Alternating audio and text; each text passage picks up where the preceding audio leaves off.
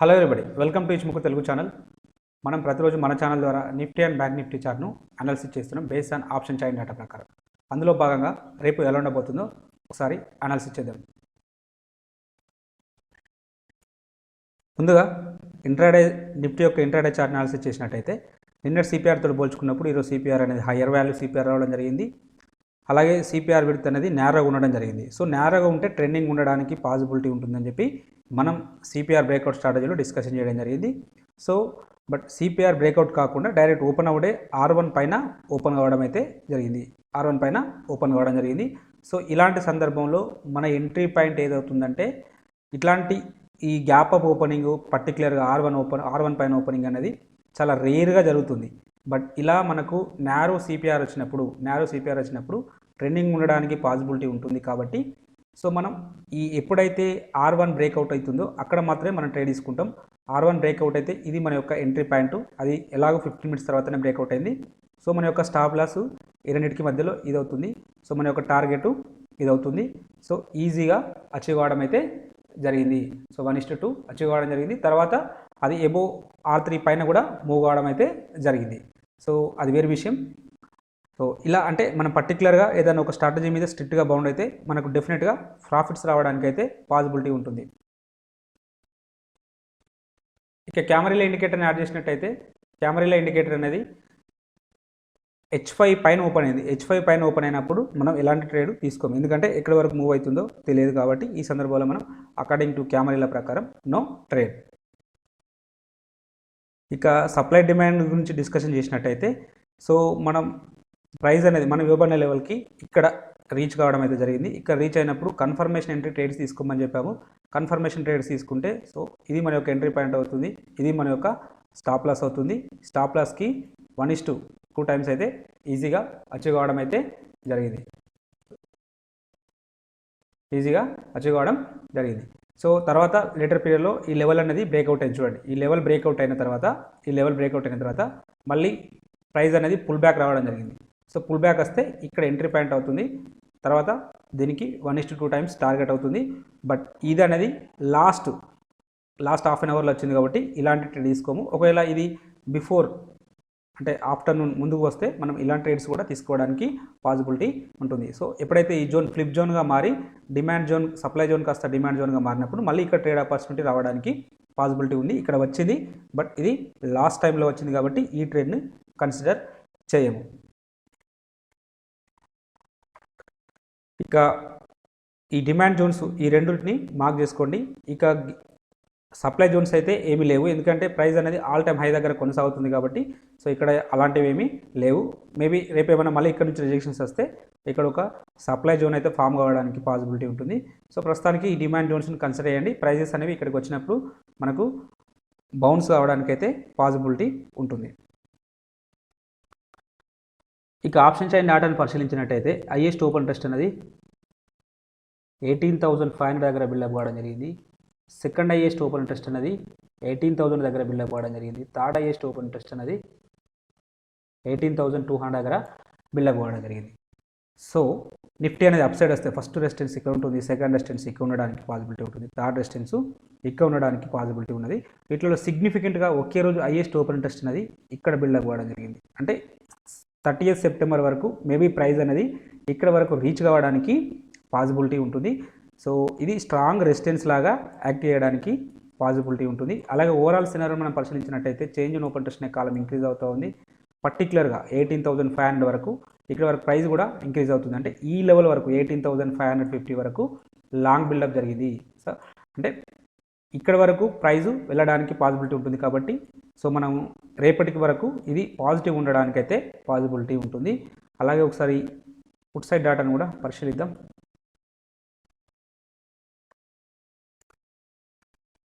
ఇక put side డేటాను పరిశీలించినట్టయితే highest open interest అనేది 17,500 దగ్గర బిల్డప్ కావడం జరిగింది. సెకండ్ హైయెస్ట్ ఓపెన్ ఇంట్రెస్ట్ అనేది 17,600 దగ్గర బిల్డప్ కావడం జరిగింది. థర్డ్ హైయెస్ట్ ఓపెన్ ఇంట్రెస్ట్ అనేది 17,700 దగ్గర బిల్డప్ కావడం జరిగింది. సో అంటే నిఫ్టీ అనేది డౌన్ సైడ్ వస్తే ఫస్ట్ సపోర్ట్ ఇక్కడ ఉంటుంది, సెకండ్ సపోర్ట్ ఇక్కడ ఉంటుంది, థర్డ్ సపోర్ట్ ఇక్కడ ఉండడానికి పాసిబిలిటీ ఉన్నది. వీటిలో సిగ్నిఫికెంట్గా ఒకే రోజు హైయెస్ట్ ఓపెన్ ఇంట్రెస్ట్ అనేది ఇక్కడ బిల్డప్ కావడం జరిగింది. కాబట్టి ఈ లెవెల్ 17,700 లెవెల్ స్ట్రాంగ్ సపోర్ట్ లాగా యాక్ట్ కావడానికి పాసిబిలిటీ ఉన్నది. అలాగే ఓవరాల్ సినారీ మనం పరిశీలిస్తే చేంజ్ ఇన్ ఓపెన్ ఇంట్రెస్ట్ అనే కాలం ఇంక్రీజ్ అవుతూ ఉంది, ప్రైజ్ అనేవి కూడా ఇంక్రీజ్ అవుతున్నాయి. అంటే షార్ట్ బిల్డప్ జరిగింది అంటే పాజిటివ్ ఉండడానికి పాసిబిలిటీ ఉన్నది. పుట్ సైడ్ షార్ట్ బిల్డప్ జరిగింది అంటే పాజిటివ్ ఉండడానికి పాసిబిలిటీ ఉన్నది. ఇక ఇచ్చుముఖి ఇండికేటర్ ప్రకారం అనాలిసిస్ చేసినట్టయితే ప్రైస్ అనేది కన్వర్జేషన్ లైన్ పైన ఉంటుంది, క్లౌడ్ పైన ఉంది. సో డెఫినెట్గా బుల్లిష్ ఉండడానికి పాసిబిలిటీ ఉంటుంది. సో మనం డైలీ చెప్తున్నాం. సో ఈ కన్వర్జేషన్ లైన్ పైన ఉన్నంతసేపు బుల్లిష్ ఉండడానికి పాసిబిలిటీ ఉంటుందని ఎగ్జాక్ట్గా అలానే మూవ్ అయితే జరుగుతుంది.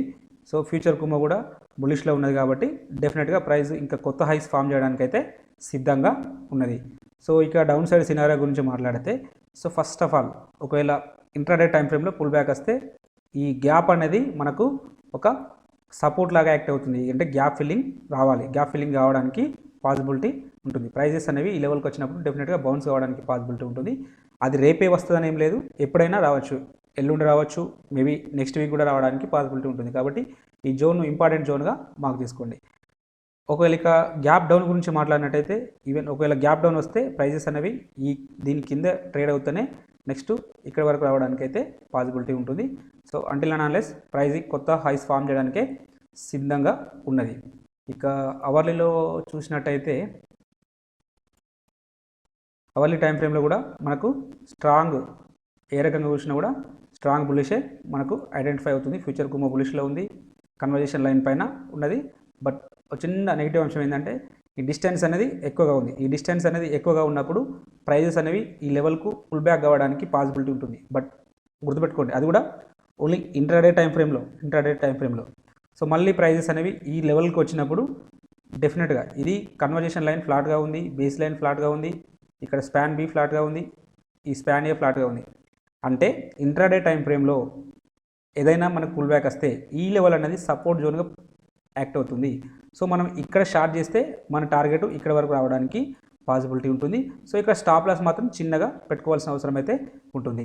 ఒకవేళ వస్తే మాత్రం ఇక్కడ వరకు రావడానికి అవకాశం ఉంటుంది. సో మనం ఇక్కడ బుక్ చేసుకోవచ్చు, లేదంటే ఫ్రెష్గా బై పొజిషన్స్ ఈ లెవెల్ దగ్గర తీసుకోవడానికి పాసిబిలిటీ ఉంటుంది. మళ్ళీ ఇక్కడ తీసుకొని మళ్ళీ అప్ సైడ్ ముందుకు వెళ్ళడానికి, కొత్త హైస్ ఫామ్ చేయడానికి కూడా సిద్ధంగా ఉంది. ఎందుకు కొత్త హైస్ ఫామ్ చేయడానికి సిద్ధంగా ఉంటుంది? డే టైం ఫ్రేమ్లో బుల్లిష్ ఉంది కాబట్టి ఎక్కువ శాతం అటు ఉండడానికి కూడా పాసిబిలిటీ ఉంటుంది. బట్ ఇది నేను ఓన్లీ ఇంట్రాడే టైం ఫ్రేమ్లో చెప్తున్నాను. ఇంట్రాడే టైం ఫ్రేమ్లో ఒకవేళ పుల్ బ్యాక్ వస్తే ఇక్కడ వరకు రావడానికి మాత్రమే పాసిబిలిటీ ఉంటుంది. సో ఇది నిఫ్టీ అనాలిసిస్. ఇక బ్యాంక్ నిఫ్టీ యొక్క ఇంట్రాడే చార్ట్ను అనాలిసిస్ చేసినట్టయితే, సో నిన్నటి సిపిఆర్తో పోల్చుకున్నప్పుడు ఈరోజు సిపిఆర్ అనేది ఇన్సైడ్ సిపిఆర్ రావడం జరిగింది. సో ఇన్సైడ్ సిపిఆర్ వచ్చింది, సిపిఆర్ విడ్త్ అనేది కొంచెం యావరేజ్గానే ఉండడం జరిగింది. ఇన్సైడ్ సిపిఆర్ వచ్చినప్పుడు మనం డిస్కషన్ చేసిన strategy breakout strategy. Previous day high అనేది బ్రేక్అవుట్ అయితే ఈ హై అనేది బ్రేక్అవుట్ అయితే ఫర్దర్గా ట్రెండింగ్ ఉండడానికి పాసిబిలిటీ ఉంటుందని చెప్పి మనం డిస్కషన్ చేయడం జరిగింది. సో ఇది బ్రేక్అవుట్ అయితే రావడం జరిగింది, ఇది సెకండ్ క్యాండిల్లోనే రావడం జరిగింది. సో కానీ మనకు ఎంట్రీ పాయింట్ ఇది పర్ఫెక్ట్ ఎంట్రీ పాయింట్ కాదు, ఎందుకంటే థర్డ్ క్యాండిల్ తర్వాత అంటే ఇది మన యొక్క ఎంట్రీ పాయింట్ అవుతుంది, టార్గెట్ ఇదే అవుతుంది, స్టాప్ లాస్ మాత్రం ఇంత అవుతుంది. కాబట్టి ఇది రిస్క్ టు రివార్డ్ ఫేవర్గా లేదు. సో మనం వెయిట్ చేస్తాం. మళ్ళీ ఎక్కడ వరకు వెయిట్ చేస్తాం? సో మళ్ళీ R1 దగ్గర R2 దగ్గర బ్రేక్అవుట్ కోసం వెయిట్ చేస్తాం. R2 దగ్గర బ్రేక్అవుట్ అయితే రావడం జరిగింది. సో ఇది ఎంట్రీ క్యాండిల్, ఇది మన యొక్క స్టాప్ లాస్. సో ఇది మన యొక్క టార్గెట్, లేదా 1:2 టైమ్స్ ఈజీగా అచీవ్ కావడం అయితే జరిగింది. సో ఇలాంటి ట్రేడ్స్ తీసుకోవడానికి ప్రయత్నం చేయండి. డెఫినెట్గా మీ ట్రేడ్స్ అనేటివి సక్సెస్ కావడానికి పాసిబిలిటీ ఉంటుంది. సో ఇక్కడ ఇంకొక విషయం కూడా డిస్కషన్ చేయాలి. ఇక్కడ సిపిఆర్ విడ్త్ అనేది అంటే కొంచెం యావరేజ్గానే ఉండడం జరిగింది. యావరేజ్గా ఉన్నప్పుడు మనం షార్టింగ్ ఆపర్చునిటీస్ కోసం చూడాలి. పర్టికులర్గా previous day high and R1 and R2 దగ్గర. ఈ R2 దగ్గర మనకి ఎలాంటి రివర్సల్ క్యాండిల్స్ రాలేదు, పర్టికులర్గా బేరిష్ రివర్సల్ క్యాండిల్స్. కాబట్టి మనం రివర్సల్ ఆపర్చునిటీ రాలేదని చెప్పవచ్చు. సో కాబట్టి ఇక్కడ బ్రేక్అవుట్ ఆపర్చునిటీ రావడం జరిగింది, అందుకోసమే మనం ట్రేడ్ అయితే బై సైడ్ వెళ్ళడం జరిగింది. ఇక క్యామరీల ప్రకారం నో ట్రేడ్, ఎందుకంటే ప్రైస్ అనేది H4 పైన ఓపెన్ అయింది. H4 పైన ఓపెన్ అయితే మనం ఎలాంటి ట్రేడ్ తీసుకోము. ఇక సప్లై డిమాండ్ జోన్స్ గురించి డిస్కషన్ చేసినట్టయితే, ప్రైస్ అనేది మనం ఇవ్వబడిన రెండు లెవెల్స్లో ఫస్ట్ లెవెల్ అనేది బ్రేక్అవుట్ అయితే కావడం జరిగింది. సో బ్రేక్అవుట్ అయితే సో మనం ఇది డిమాండ్ జోన్గా మారుతుందని చెప్పాము. సో ఇది డిమాండ్ జోన్గా మారింది. బట్ ప్రైస్ అనేది మళ్ళీ ఇక్కడికి అంటే పుల్ బ్యాక్ రాలేదు పూర్తిగా, అంటే ఇక్కడెక్కడ మనకు బౌన్స్ కాలేదు. కాబట్టి ఈ జోన్ దగ్గర మనకు ట్రేడ్ లభించలేదని చెప్పవచ్చు. నెక్స్ట్ జోన్ ఇక్కడ చూద్దాం. ఇక్కడ చూసినప్పుడు మనకు ప్రైస్ అనేది సో ఇక్కడికి రీచ్ అయింది. సో ఇది ఇక్కడ మనం దీని లో కింద ట్రేడ్ ఎగ్జిక్యూటివ్ చేయాలి, బట్ ఈ లో కింద ట్రేడ్ ఎగ్జిక్యూటివ్ కాలేదు.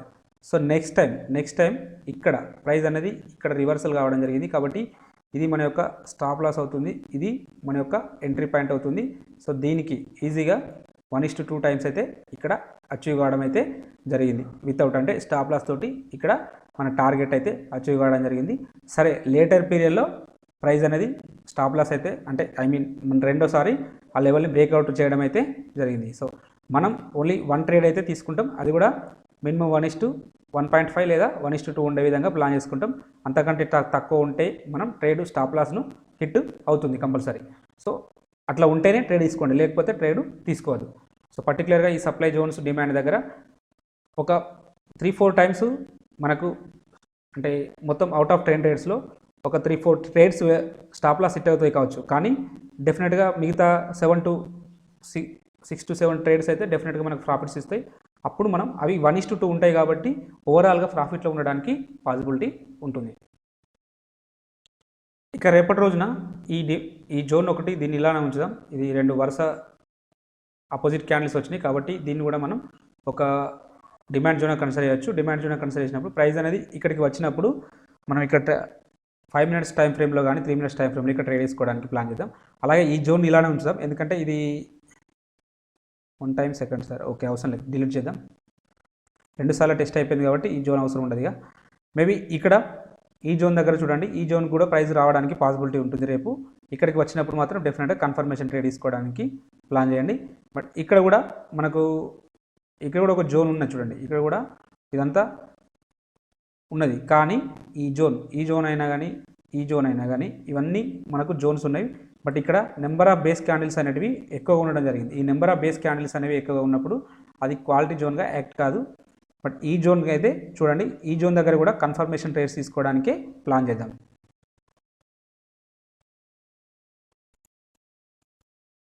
ఇక బ్యాంక్ నిఫ్టీ యొక్క ఆప్షన్ చైన్ డేటాను పరిశీలించినట్టయితే హైయెస్ట్ ఓపెన్ ఇంట్రెస్ట్ అనేది 39 దగ్గర ఉండడం జరిగింది. సెకండ్ హైయెస్ట్ ఓపెన్ ఇంట్రెస్ట్ అనేది 38,000 దగ్గర ఉండడం జరిగింది. థర్డ్ హైయెస్ట్ ఓపెన్ ఇంట్రెస్ట్ అనేది 38,500 దగ్గర ఉండడం జరిగింది. సో బ్యాంక్ నిఫ్టీ అనేది అప్ సైడ్ వస్తే ఫస్ట్ రెసిస్టెన్స్ ఇక్కడ ఉంటుంది, సెకండ్ రెసిస్టెన్స్ ఇక్కడ ఉంటుంది, థర్డ్ రెసిస్టెన్స్ ఎక్కువ ఉండడానికి పాసిబిలిటీ ఉంటుంది. వీటిలో సిగ్నిఫికెంట్గా ఒకే రోజు హైయెస్ట్ ఓపెన్ ఇంట్రెస్ట్ అనేది ఇక్కడ బిల్డప్ పడుతుంది. కాబట్టి 38,500 అనే లెవెల్ మనకు స్ట్రాంగ్ రెసిస్టెన్స్ లాగా యాక్ట్ చేయడానికైతే పాసిబిలిటీ ఉంటుంది. అలాగే ఓవరాల్ సినారీ మనం పరిశీలించినప్పుడు పర్టికులర్గా ఇక్కడ వరకు లాంగ్ బిల్డప్ అయితే కావడం జరిగింది. సో లాంగ్ బిల్డప్ అయింది కాబట్టి మేబీ ఈ లెవెల్ వరకు పాజిటివ్ ఉండడానికి పాసిబిలిటీ అయితే ఉంటుంది. రేపటి రోజున పాజిటివ్ ఉండడానికి అవకాశం అయితే ఉన్నది.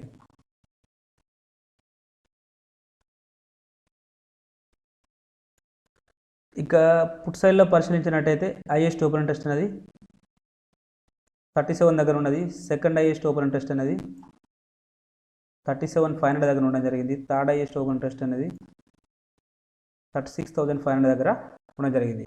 సో బ్యాంక్ నిఫ్టీ అనేది డౌన్ సైడ్ వస్తే ఫస్ట్ సపోర్ట్ ఎక్కువ ఉంటుంది, సెకండ్ సపోర్ట్ ఎక్కువ ఉంటుంది, థర్డ్ సపోర్టు ఎక్కువ ఉండడానికి పాసిబిలిటీ ఉంటుంది. వీటిలో సిగ్నిఫికెంట్గా ఒకే రోజు హైయెస్ట్ ఓపెన్ ఇంట్రెస్ట్ అనేది ఇక్కడ బిల్డప్ కావడం జరిగింది. కాబట్టి ఈ లెవెల్ అనేది స్ట్రాంగ్ సపోర్ట్ లాగా యాక్టివ్ కావడానికి అయితే పాసిబిలిటీ ఉంటుంది. అలాగే ఓవరాల్ సినారీ మనం పరిశీలించినట్టయితే చేంజ్ ఇన్ ఓపెన్ ఇంట్రెస్ట్ కాలం ఇంక్రీజ్ అవుతూ ఉంది, ప్రైజెస్ అనేవి డౌన్ఫాల్ వస్తున్నాయి. కాబట్టి షార్ట్ బిల్డప్ జరిగింది అంటే పాజిటివ్ ఉండడానికి పాసిబిలిటీ ఉంటుంది.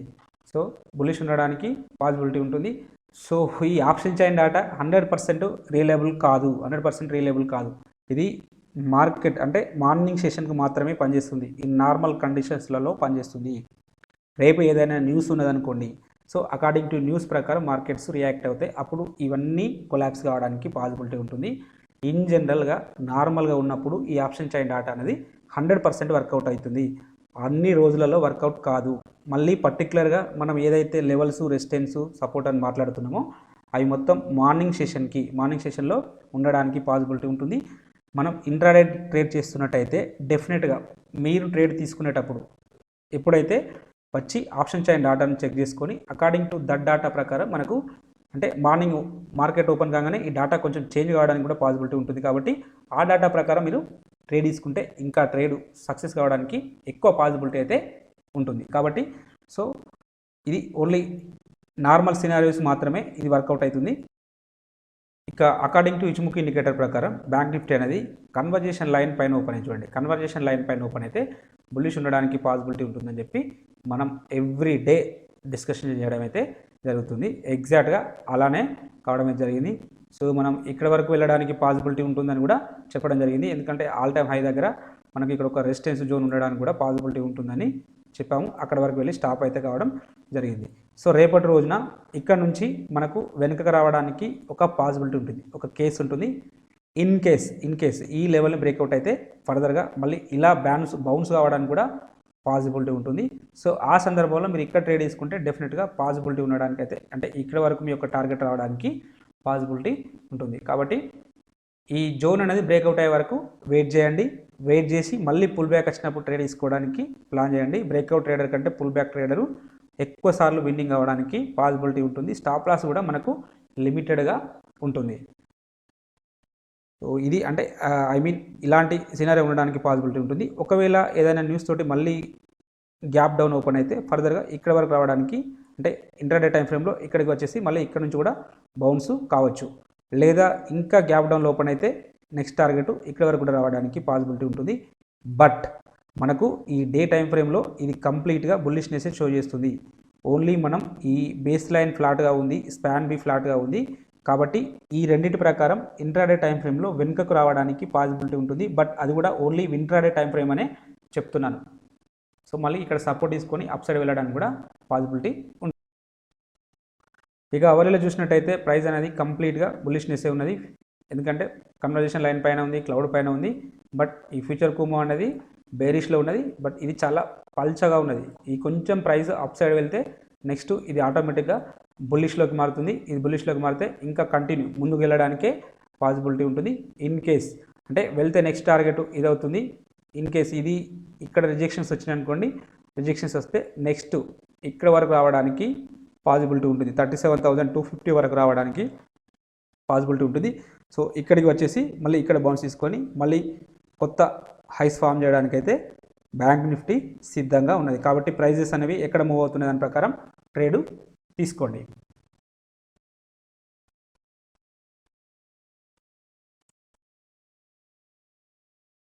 అలాగే ఇంటర్డే పర్పస్లో ఈ స్టాక్స్ను వాచ్ లిస్ట్లో పెట్టుకొని పేపర్ ట్రేడింగ్ చేయండి. మీకు ఈ కంటెంట్ నచ్చినట్టయితే తప్పక లైక్ చేస్తూ షేర్ చేయగలరు. అలాగే సబ్స్క్రైబ్ చేసుకోగలరు. Thank you everybody.